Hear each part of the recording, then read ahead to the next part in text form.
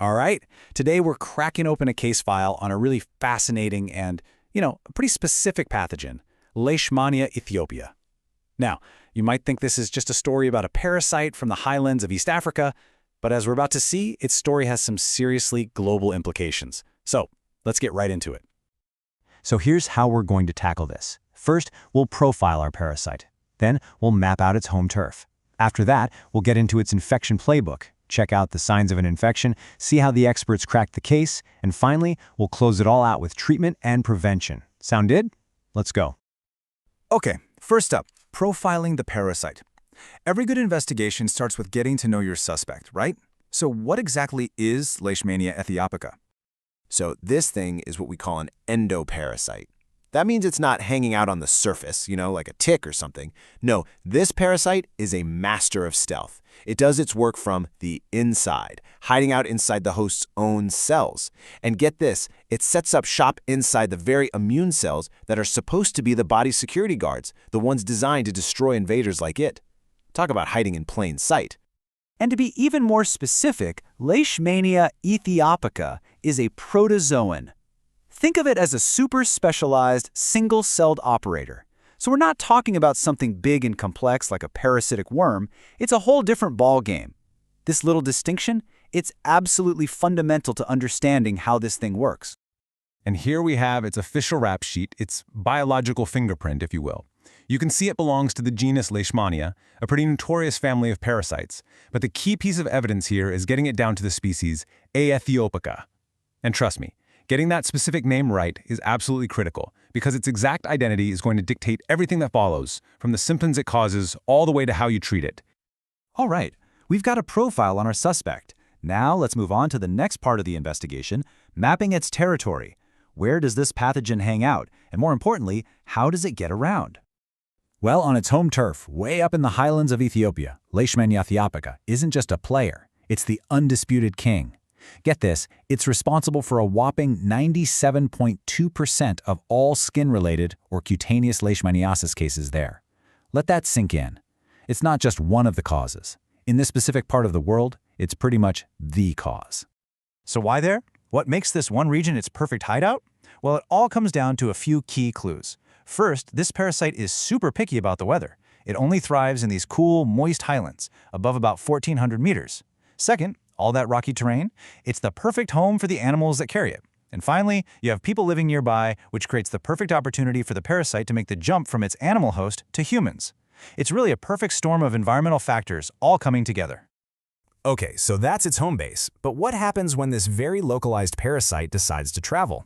Let's take a place like the Netherlands. It's a totally different story there. The parasite just can't make a living in the wild. The climate's all wrong, and more importantly, the specific type of sandfly it needs to get around just doesn't live there. So what does that mean? It means there's zero local transmission. Every single case that pops up in the Netherlands is an imported one. Someone brought it back with them from a place where it is endemic. And that right there is really the whole point, isn't it? A pathogen that used to be pretty much stuck in a specific part of East Africa is now a real clinical concern in Europe. It just goes to show you, in our incredibly connected world, pretty much every pathogen is just a plane ride away. What used to be a local problem can become a global challenge overnight. All right, now for the really cool part, the parasite's playbook. Let's dig into its modus operandi. How does this thing actually infect its hosts? You can think of this parasite's life cycle as a kind of two-act play. Act 1 takes place inside a tiny insect, the sandfly. Then Act 2 happens inside a mammal, say a human. And to pull this off, to survive in two completely different worlds, the parasite has to be a master of disguise. It dramatically changes its form, switching back and forth as it moves from the gut of a sandfly to the inside of a human immune cell. It's an amazing act of adaptation. So, who are the key players in this drama? Well, first you have the vector, the getaway driver, basically. In this case, it's a couple of specific species of phlebotomine sandflies. Then you have the natural reservoir, which is where the parasite hangs out long-term. That would be the rock hyrax. And where do humans fit in? Well, we're what's called an incidental host. We're kind of like innocent bystanders who get caught in the crossfire. We get infected for sure, but we're not really part of the parasite's main natural cycle. Now, what goes on inside that sandfly is pretty incredible.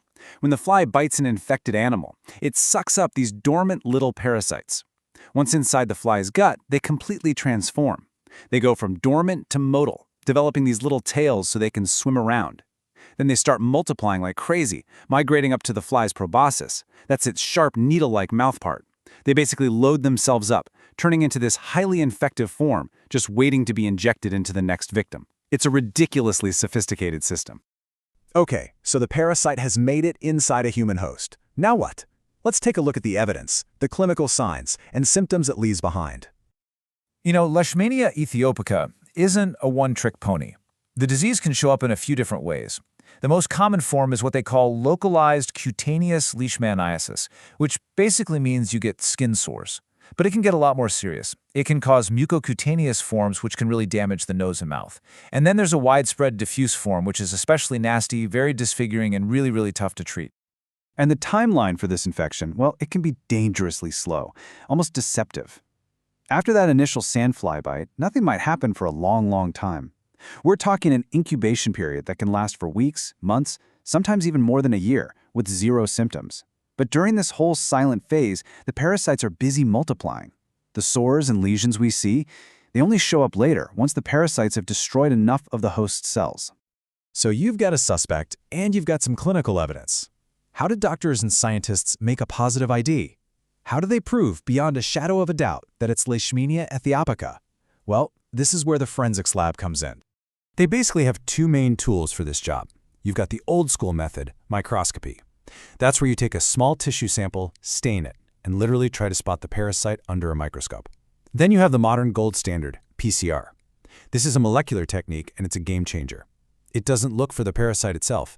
Instead, it hunts for its unique DNA fingerprint. And this right here shows you exactly why PCR is so important. Looking at a sample under a microscope, well, it's easy to miss the parasite. The sensitivity just isn't that great, and even if you do see it, you can't tell which species of Leishmania you're looking at. But PCR, it's incredibly sensitive. We're talking over 95%. And this is the crucial part. It can tell you the exact species. That's why in a place like the Netherlands, it's become the go-to, the primary standard for any suspected case. Okay, case cracked. We've got our culprit identified. So the big question is, how do we fight back? Let's wrap this up by looking at treatment, prevention, and what might be on the horizon.